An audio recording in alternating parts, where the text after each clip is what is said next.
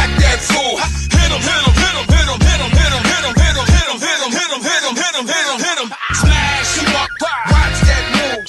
Went too swift, can't catch these dudes. Hit him, hit him, hit him, hit him, hit him, hit him, hit him, hit him, hit him, hit him, hit him. Listen, listen, listen, hit him, listen.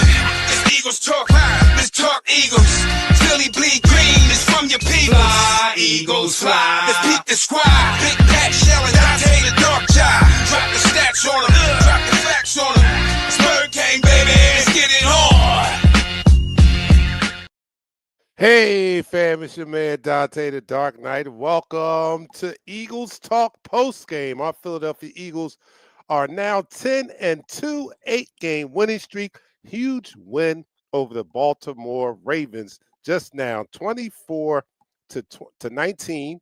And it wasn't really that close. It should have been 12, but a late touchdown. And it gives you the final score of, 24-19. Our Philadelphia Eagles have beaten the team now that is a contender. Like I said in the pregame, we got a lot of flack, or we were getting a lot of talk about beating up on teams that weren't that good. Well, today we beat a contender.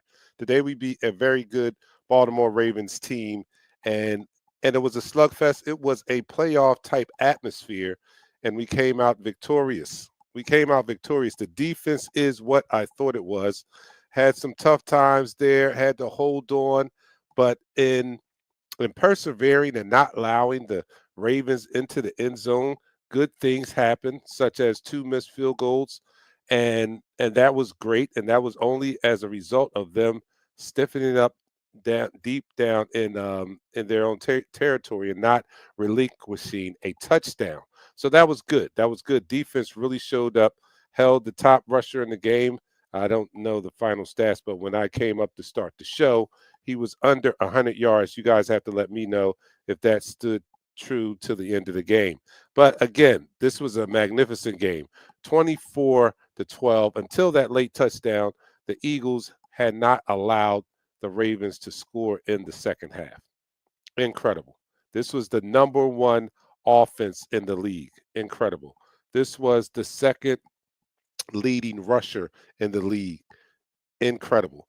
This team came up, showed out. Saquon Barkley iced the game with a touchdown in the fourth quarter and over 100 yards for the game. He continues his bid for MVP, or at the very least, Offensive Player of the Year. He's having an outstanding day. But the name of this game today was the RPO. The RPO. And what I loved about seeing this team is the adjustments. What a joy it is to watch a team who has offense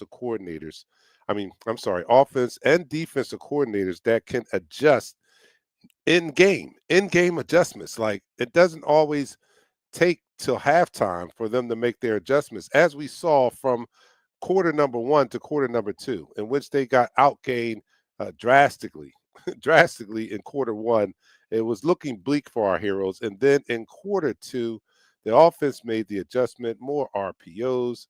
The RPOs saved the day, because had we not had that second quarter, we don't know where this game would have been. Had Vic Fangio not made the necessary adjustments on defense, we don't know where this game might have gone, because it was very lopsided in the first quarter, tilting towards the Ravens. They were eating up a lot of yardage, and there was no it looked bleak. Let me put it that way. But Vic Fangio made the necessary adjustments in that second quarter, and it was lights out. It was lights out after that. They didn't really, don't get me wrong, they dominated in the third quarter. They killed us in time of possession. And even that, during that time when the offense couldn't get much going in that third quarter, the defense still stood stout enough to hold them to field goal attempts. And in doing so, they lucked up because Tucker missed a couple of field goals. So that was great. It was an exciting game. Let me hear from you guys out there. Excuse me. The coach that elevated us we beat Baltimore at home. The Eagles are for real. That's what Robin says. Um, Let me get up here. Travis Goodwin. Travis also says defense showed up. Yes, they did. Hemi, what do you think? Hemi says flying high at 10-2. Yeah, tell me you guys' thoughts on what you thought was a key moment in the game or key period in the game. I thought it was that second quarter turnaround where we were thoroughly getting outplayed in the first quarter. The offense could not move the ball really in the first quarter, and Ravens was moving the ball very um, at will, almost at will. And it was that second quarter adjustment, man, that really turned the game for me. You guys let me know what you think. And that's the beauty again, man, to have coordinators that can make in-game adjustments. We would, last year we would be happy if they discovered it at halftime and came out and did something different in the second half. And in most cases they did not. That's why we had the year we had. In most cases they weren't able to. And it was even more excruciating to see that we the changes were needed and they couldn't adjust to the changes that were needed. And now we have coordinators that are making adjustments in game. Not even it doesn't come to the halftime. They make them in game and get the team back on track. So I was impressed with that. Walter says, "Yo, the hit by DeJohn, woo, yes, yes, that was a great win." And again, that's the physicality of our defense now. One that I mentioned in the pregame that is more reminiscent of the defenses we are used to as Philadelphia Eagles fans, the defenses of the past, not that 2022 defense, albeit it got us to the Super Bowl, but that physicality, the defenses of the past, the Jim Johnson defenses, the Bud Carson defenses, the Buddy Ryan defenses, those defenses where we saw a lot of physical football, we see that in this defense now. Bond, Dean, DeJohn. Man, we got hitters. CJ, GJ, we got hitters now.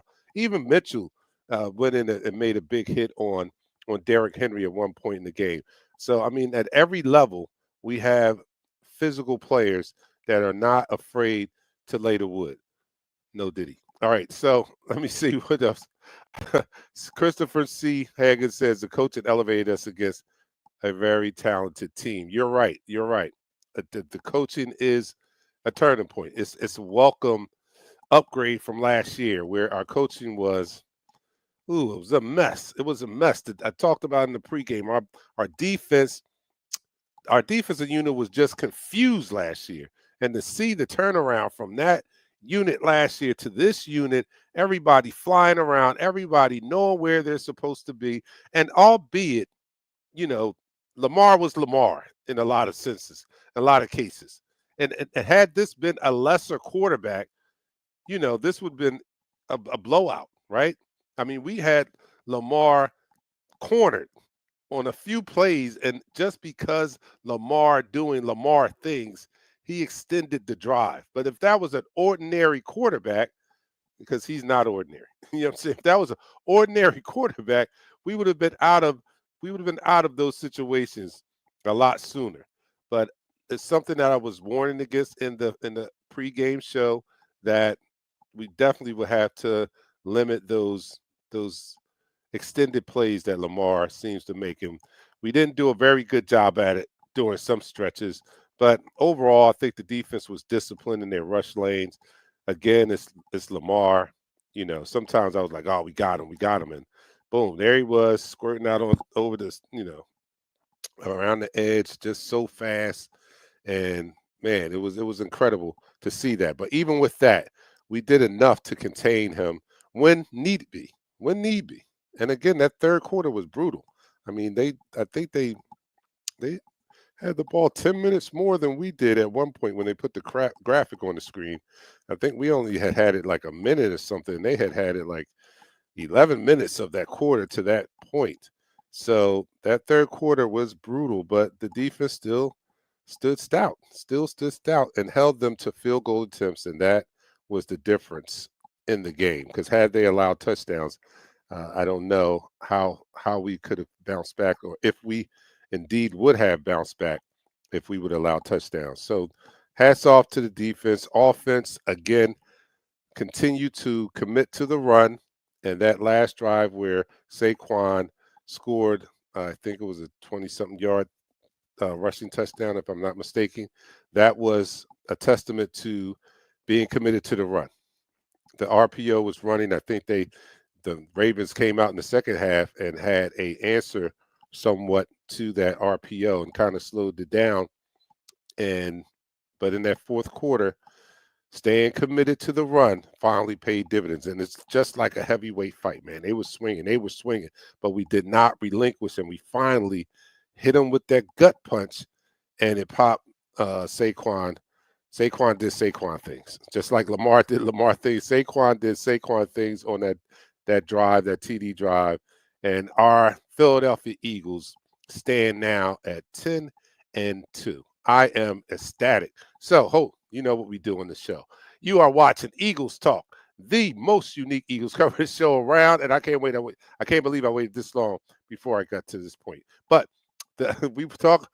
You're watching Eagles Talk. I'm so excited. We're watching Eagles Talk, the most unique Eagles coverage show around. That's by Eagles fans for Eagles fans. And here on Eagles Talk, we like to talk about our favorite football team, that is the Philadelphia Eagles. We do so in such a relaxed manner that we enjoy our favorite adult beverage in the form of shots. If you were watching the pregame, you know I don't drink anymore, but someone gifted me a non-alcoholic bourbon. Nothing like the real bourbon. nothing like, I mean, just it's like a very watered down version of real bourbon. You get the hint of bourbon taste, but it's just so watery. The one thing that is surprising is that it has a bite to it at the end, just like most alcoholic spirits have that bite at the end. And I don't know how they do that, because it's caused by the capsaicin in the alcohol, and this doesn't have it. So great job on that. But this is a non-alcoholic version, a mocktail, if you would say. So come on, let's do a toast to our Philadelphia Eagles, our 10-2 Philadelphia Eagles, our 8-game winning streak Philadelphia Eagles, all together now. Oh, all together now. Everyone down the hatch. 3, 2, 1.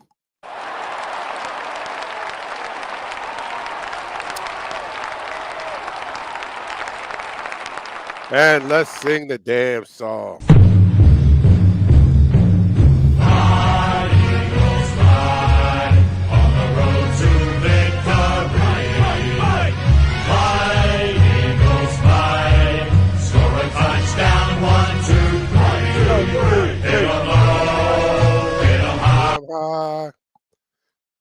The Eagles fly.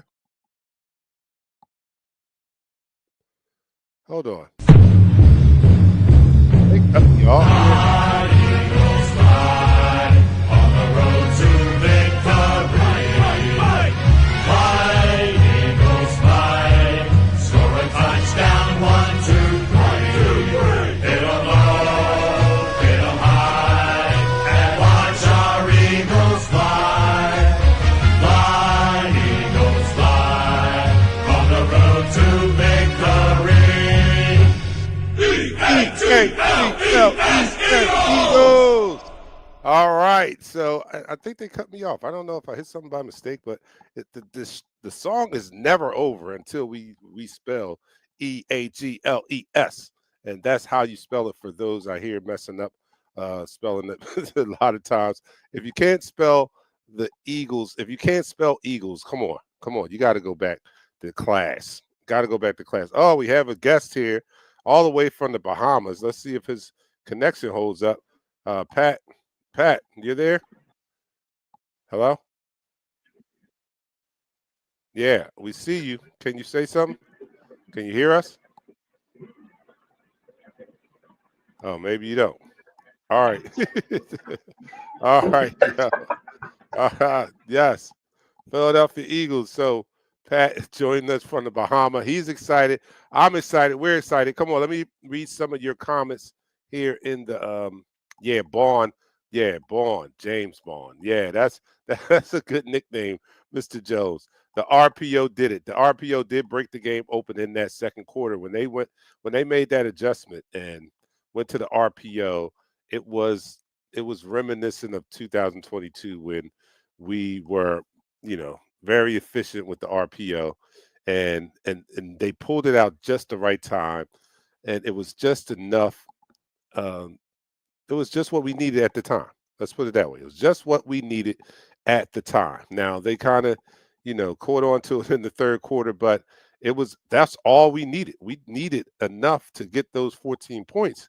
And as you can see, that held up for a good part of the game until that late touchdown by Saquon, not late touchdown, but in the fourth quarter. And so the RPO did save the day today. Walt says that fourth down stop in the fourth quarter, big stop. Yes, it was. Big stop. MVP Palatero, I'm sorry, Palatero's in the house. He says MVP Saquon. I have to agree with that. I am, well, I'm a little biased, so I have to admit that. But I do think that, when you look at those players that are in contention, right? You look at how much that player means to that team, and what Saquon means to this team is everything. I mean, and I know that, it might not help him that we do have Jalen Hurts, who was a MVP runner-up just 3 years ago, but he is the most valuable player on this team, and it's amazing to have a MVP runner-up, and 2 years later have Saquon come and be our most valuable offensive weapon. It says something. It says something about how dynamic he is and the caliber of player that he is. But he is that, and especially for us, so much so that we've switched our style. We've switched our identity from a run or a exciting aerial attack, and not totally, because we always had a balanced run game, but we had a more explosive aerial attack, and now we are a running team, and that's incredible. Oh, we got Pat back. Let me see if I can bring him in now. Hold on. Pat, are you there? Can you hear us? I don't know if you can get me on there, but fly Eagles fly all the way from Bahamas. Yeah, we do hear you. Can you hear us? Can you hear me? Can you hear me? Can you hear me? Maybe you can't. All right. Well, Pat, we thank you so much, man, for joining us while you're on your Thanksgiving vacation. You can see he's sipping. JT said we put belt to asses. Yes, we did. We put belt to asses, JT. I agree with that. Jack says a total turnaround compared to last year this time. Second quarter is our time. Yes, it is. And Hassan Ramirez says Palatero Pinga concussion. When they started running the RPO, the game turned. Yes, it did. When they ran the RPO, the game turned. James says, can I give a shout out to the OC sticking with the run? Yes, definitely. I talked about that. The commitment to the run, I've seen it the last few games, and I think it's really the turning point, or I don't know if turning point is the right phrase to use, but I think it is a integral part of this offense is sticking with the run. We've seen in the past where with this massive offensive line, we had success with the run, and we've seen them either not utilize the run enough for our taste, having the offensive line that we had, or not sticking with the run, being committed to the run, and it's drove us crazy in years prior, right? And now we finally have a running back that warrants sticking to the run, but more importantly, we have a offensive coordinator who is committed to the run. And what a difference it makes. We're a running team now. That's our identity. And I'm not ashamed to say it in this pass happy, aerial age of NFL football. I'm not ashamed to say that. I'm actually proud to say that, because in saying that and witnessing that and them executing that, we are a 10-2 Super Bowl contending team. And that, albeit we still have to catch the Detroit Lions, but if you look at where we are as compared to the Detroit Lions, because they are seen as the top team in the NFC, but I will dare to say that it's not much separating us from them. And maybe a few weeks back, 2 to 3 weeks back, they might have been 1A, we might have been 1B. But I'll tell you, after today's game, we got to be neck and neck. And the pundits can pick who they want, but I'm saying from what I am seeing and from what we did today, that we have got to be on that same tier with Detroit. And mind you, we did this today without one of our top receivers. And we have two number one receivers, and one of them was not there today. And we still took care of the business that we need to take care of. We were minus one of our top tier corners, Slay. Don't forget Slay is a top tier corner. I know Quinyon is on the other side, just doing incredible things, but Slay has been playing at a high level this year, also, along with DeJean. So we were missing some players ourselves, and we were still able to dominate. No, I'm not going to say dominate, but we were able to win this game and win it impressively. All right, Palatero says, for all of those so-called ESPN NFL analysts who said Ravens will win, swallow it. Why? Yeah, this is another one. Palatero's on fire. Why is Maddox on the field? Thank you, Palatero. Jeez, sometimes I forget. And I want to celebrate all the good things that we've seen. But why is Maddox? When Maddox drew that holding penalty, which was, I know it was very slight, and we had the same thing happen to our receiver later on, and they did not call that. I think it was against Goddard, and they didn't call it. Same type of hold, same type of tug wasn't called. But when he drew that penalty, I was like, why is he even on the field? For what reason? We had Quinyon, we had DeJean, we had Rodgers. Why was Maddox even on the field? I don't understand it. I don't, they keep throwing him out there, and he keeps, performing the way he performs. I mean, he can't. I don't know. At this point, I think this is just who he is. All right.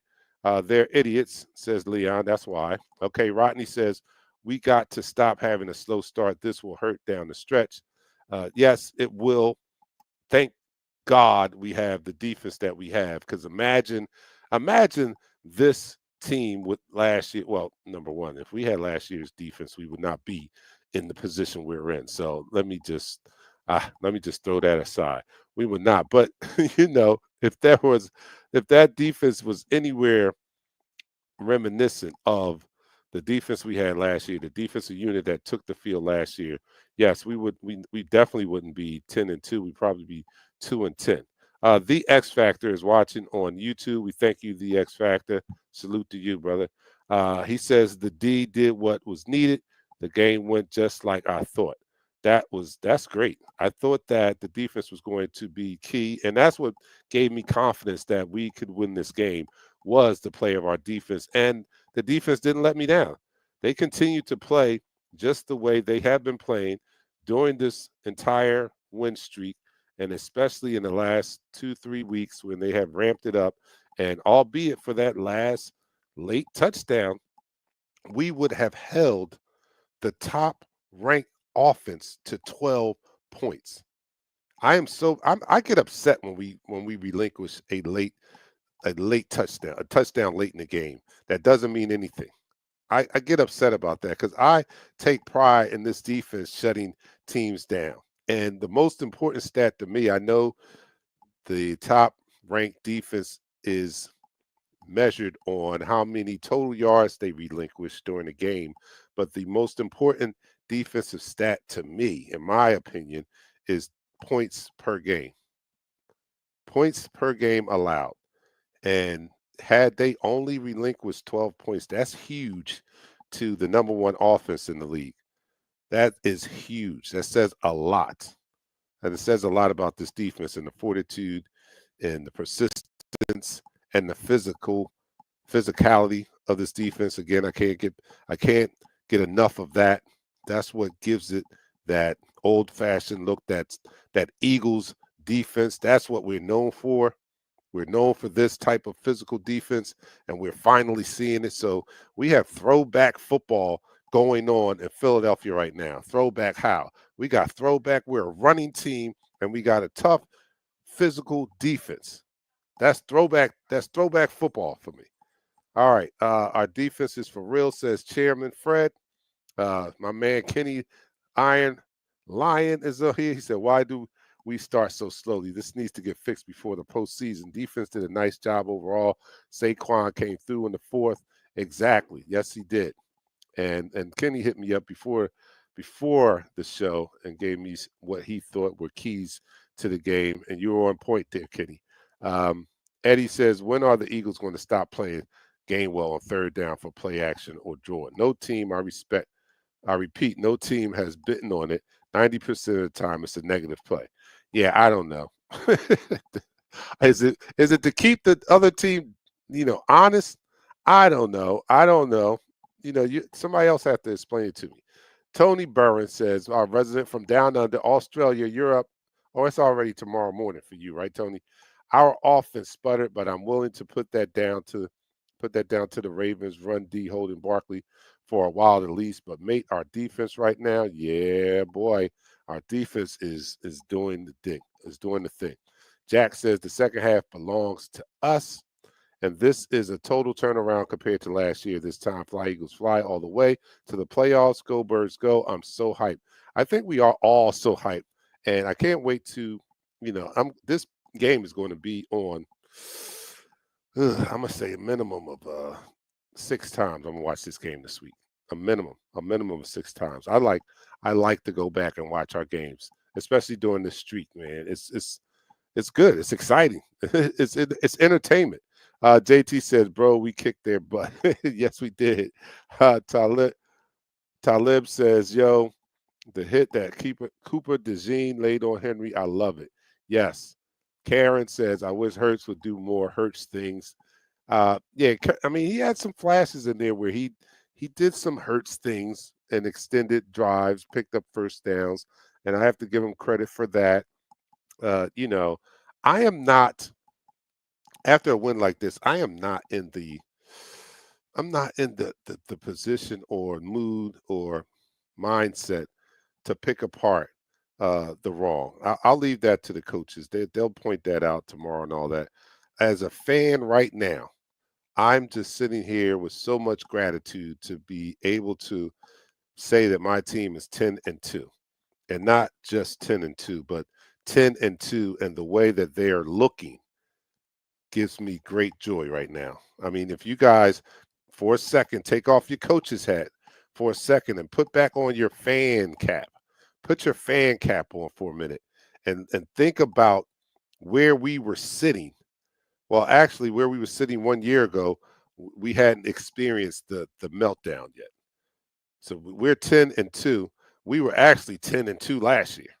we were 10-2 last year because we started off 10-1, and then the collapse happened after 10-1. So we were, I believe, we were 10-2 at the same point last year. But in knowing how last year ended, and sitting here today, you got to feel a lot better knowing that last year it just fell apart. The team didn't look anything like it looked now. Even when they were 10-1, they didn't look as dominant as they do now. So I'm just going to wear the fan cap today, right now, and just be so grateful for a team that is performing the way they are. A team that, after the first 4 games of the season, we were wondering if we should replace Nick. After overcoming or experiencing some very questionable in-game decisions by Nick Sirianni, we were all questioning whether he was the coach to lead this team. And now, 8 wins later in a row, we know that this team does respond to Nick, and he has been pushing all the right buttons up until, now. After that bye, they came back and they've been balling out since then. Since the bye, they've been balling out. So we know a couple things to be true. Number one, that this team, he hasn't lost the locker room, because this team responded to him at the bye after those horrible in-game decisions he had made. They still backed him. They still play for him, and we have a better pair of coordinators, and we have a team that has heart. I remember last year, and that is a good word to use, because last year I questioned, you questioned, and correct me if I'm wrong. If none of us, if any of you did not question the heart of this team last year, right? Well, that's not a question we have to worry about today, specifically the defense. But I dare say the offense also. I think that we are not questioning the heart of our team today. And our team sits as 10-2, 8-game winning streak, a huge win over the Baltimore Ravens, a game that had been circled on our schedule since it came out. We all wanted to see how this team was going to perform before we even knew what kind of team we had. We all assumed that we were going to be good because of what we had on paper. But after those first 4 games, we wasn't sure what we were going to get by the end of the year. The team that we thought was going to be so together and dominant didn't look that way after the first 4 weeks. And here we are 8 weeks after that, and we are looking pretty much dominant. And it looks like we can win in multiple ways. In multiple ways. The Ravens did a great job of slowing Saquon down in the first 3 quarters. First 3 quarters, they did a great job. And we didn't overuse him. We knew that they were stacking the box. We did play to what they were giving us. And we went to the RPO, and it worked. It got us back on track. And in the fourth quarter, we went back to the run, went back to Saquon, leaned on him in the fourth quarter, and he produced. So I'm not putting on the coach's hat. I'm happy. I'm happy. All right, let me hear some of the things that you guys are saying. Big ups to Saquon. That's what Pat is saying. Palatero, DN, Sweat, Hunt, and Smith. Great job containing Lamar as much as they could. I agree with you. Jay says 2 weeks in a row we beat the refs. Our D-line couldn't buy a holding call. No. All right, I'm going to attempt to bring Pat on again. Pat, this is your last attempt now. You just have to sit it out if you don't come through this time. All right, hello? Yeah, you hear me? You hear me? Yeah, I heard you last time. You didn't hear us. I didn't hear nothing, man. We were hearing you. You wasn't hearing us. All right, what's up, man? How you enjoying yourself out in the Bahamas? All right, did he freeze? All right, he froze again. Pat, are you there? You froze. All right. We thank you, Pat. I'm not going to be here too much longer. I'm going to go over some more because I have some schoolwork to do. Watching ESPN analysts and NFL Network analysts not give the Eagles their credit for beating the Ravens. Really don't care. Really don't care. 10-2 is 10-2, no matter how you got there. And a win is a win, no matter what. If this was the Super Bowl, we'd be champions. You know what I mean? So, we've seen it. We've seen games not look pretty, and the victor still gets crowned the champion, depending on what game it is. So I don't care, what you think about it. Our playoffs are a one and done system.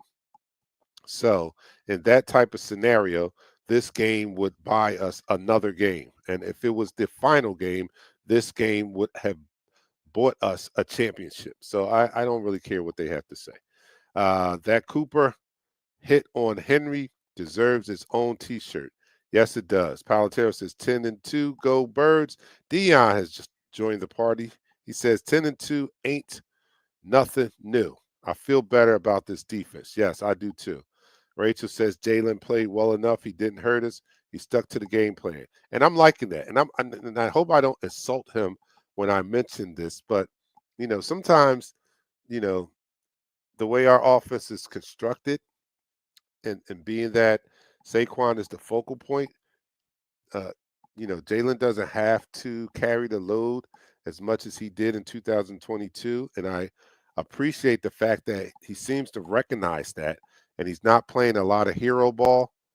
And dare I say, he's managing the game. He's managing the game well, you know.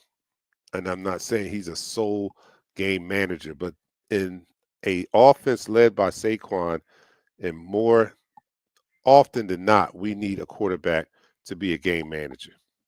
When Saquon is doing his thing, we need a quarterback to be a game manager, meaning not turn the ball over, make the play when it's there, and and manage this game. Not don't lose it for us. So Hertz is doing a wonderful job of that. He's doing a wonderful job of that. And even in spots today, he did Hertz things and he extended the drive.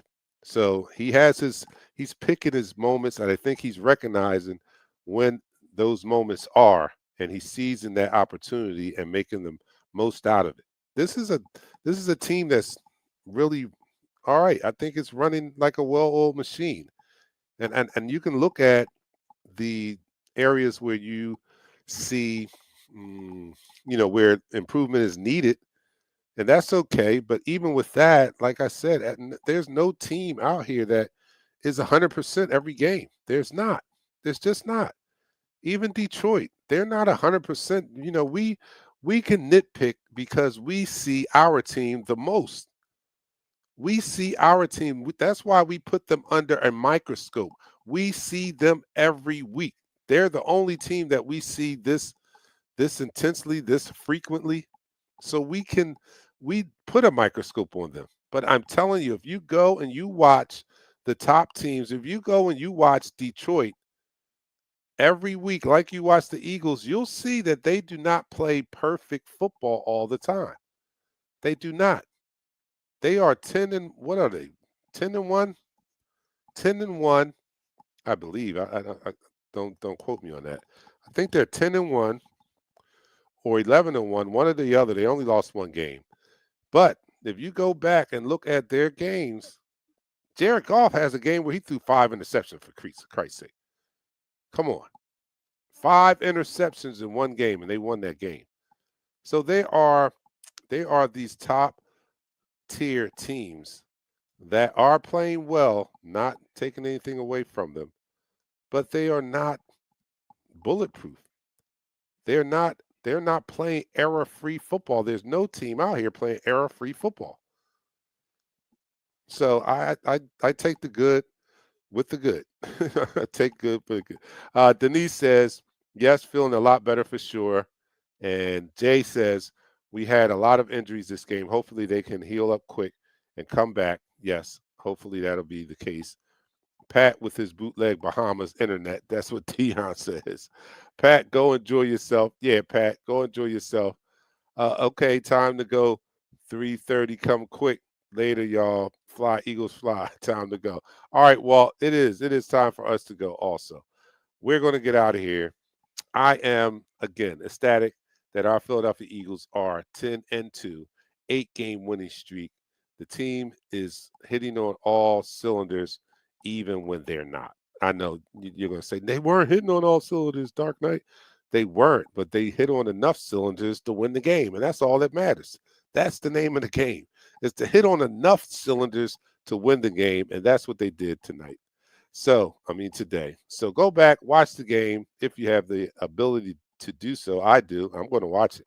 I'm going to watch it at least 5 more times before Thursday when we come back on Upon Further Review and recap this game from today. I think the whole gang will be there on Thursday. So make sure you guys tune in. If you are not following us, make sure you go to YouTube and search Eagles Talk. Follow, subscribe. Hit the subscribe button. You'll get the notification every time we go live. We also have an audio podcast. We record our Thursday shows as our audio podcast. So if you can't catch us on Thursday night, the podcast will be out Thursday night. So Thursday night, Friday, turn it on. Listen, you can listen anywhere on a podcast. Podcast gives you the freedom to really enjoy the show without being handcuffed to a device to watch it. You don't have to give your full attention. You can just listen to it in your ear while you're doing something around the house. So go to the podcast platform, search Eagles Talk, and definitely follow and subscribe there. And that way you won't miss us at any time. I'm your man, Dark Knight, for my co-hosts in their absence, Nichelle and Pat in the Bahamas. We will see you guys Thursday as I soak and bask in the glory of this victory over Lamar and Derrick Henry and the crew. We'll come back Thursday and talk about it. I'm your man, Dark Knight. Peace.